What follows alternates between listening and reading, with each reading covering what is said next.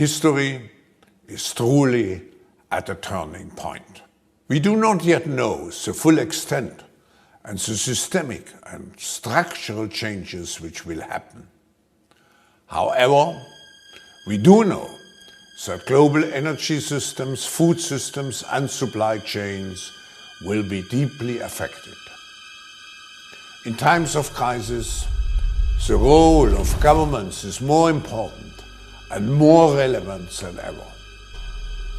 What is also needed is a summit like this one to go beyond crisis management and to look into constructive ways we can build our common future. Meet Oliver Schwab. He is the managing director of the World Economic Forum. His sister, Nicole, is a member of the executive committee for the World Economic Forum. In July of 2021, she said that COVID was a huge opportunity to have their Great Reset. I see it as a tremendous opportunity to have this great reset and to use this huge flows, of money, to use the increased levers that policymakers have today in a way that was not possible before. Their father, Klaus Schwab, is the founder of the World Economic Forum. 7 years ago, he announced plans to start tracking the entire population and merge everyone with a central machine, what he now calls the Great Reset. The Schwab family is working together with other families because that's how Team Evil works. Politicians are only there to keep the people divided and distracted, and they have so far been hugely successful at that.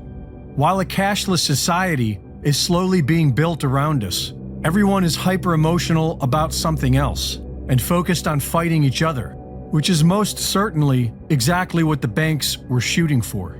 Because once they get us off of cash and completely onto a digital system, then the banks will have absolute control over each and every one of us. A key difference with the CBDC is that central bank will have absolute control. It's not just about digital forms of physical currency. You can have programmability, units of central bank currency with expiry dates where the government decides that units of central bank money can be used to purchase some things, but not other things that it deems less desirable, like say ammunition. Control the rest of us is by dividing us.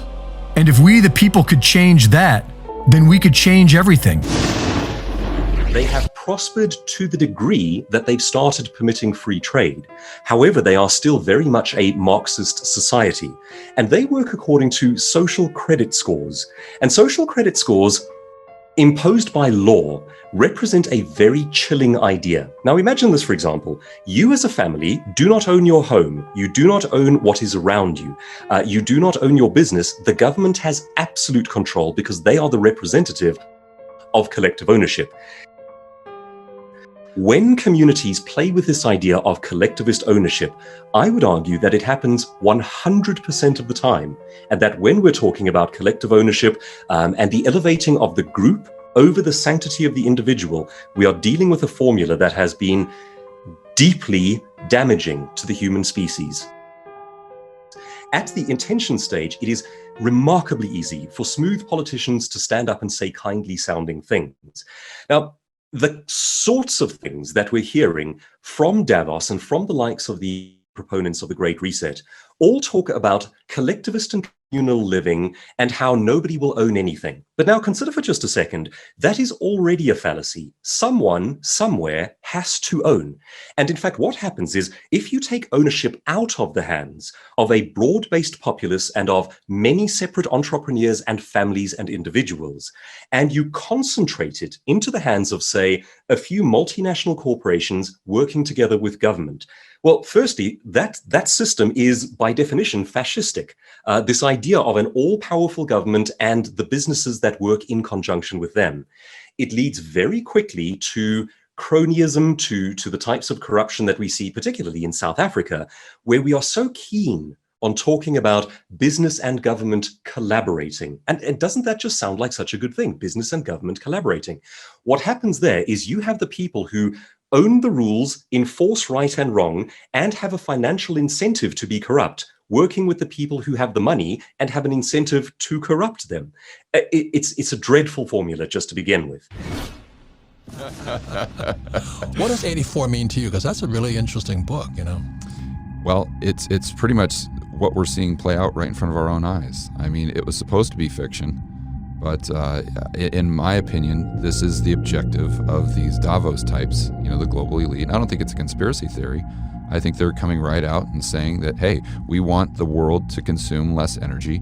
We want to reduce the population, or the birth rate, they'll say, and we want to, you know, we want power and control because it's in your best interest. Look at what the WHO came out with, this health treaty. Did you see that? The World Health Organization. Yeah, they came out with this opinion. I don't know if it was this proposal for a treaty where basically they control in the future every country's position on lockdowns, on mask wearing, on all of these things that we've seen play out in 2020 and 2021. The WHO wants to be in charge of all of that. So all these countries sign treaties that say, yes, we're giving our health sovereignty over to you, global elite. But that's the World Health Organization, the World Bank. Everything's world. Yeah. There's no sovereign. Yeah. You know, And no national. Yeah, world. That's right. Well, so you've got these two opposing forces going on right now. Most of us in the real economy, and I think the people listening to this show, they want decentralization.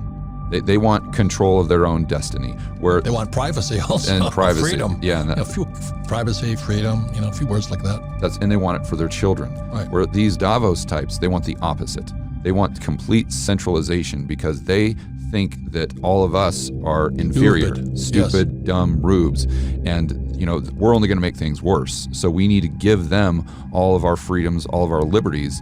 They need to have complete control to be able to micromanage our life, and that's the only way that their minds that we're going to serve. Of the world's 7 most advanced economies, the G7 is launching a set of public policy principles for retail central bank digital currencies, CBDCs.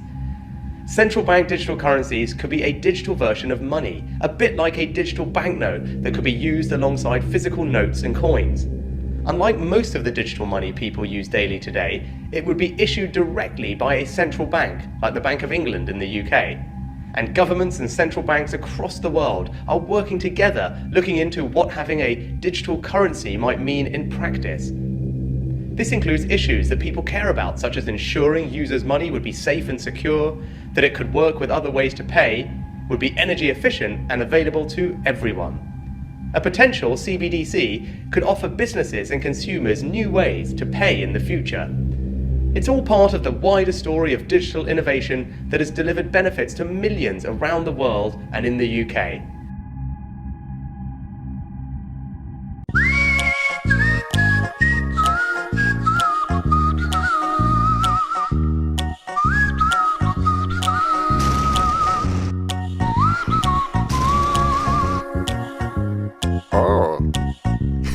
Here's a little song I wrote. You're mandated to sing it note for note. You'll own nothing and be happy.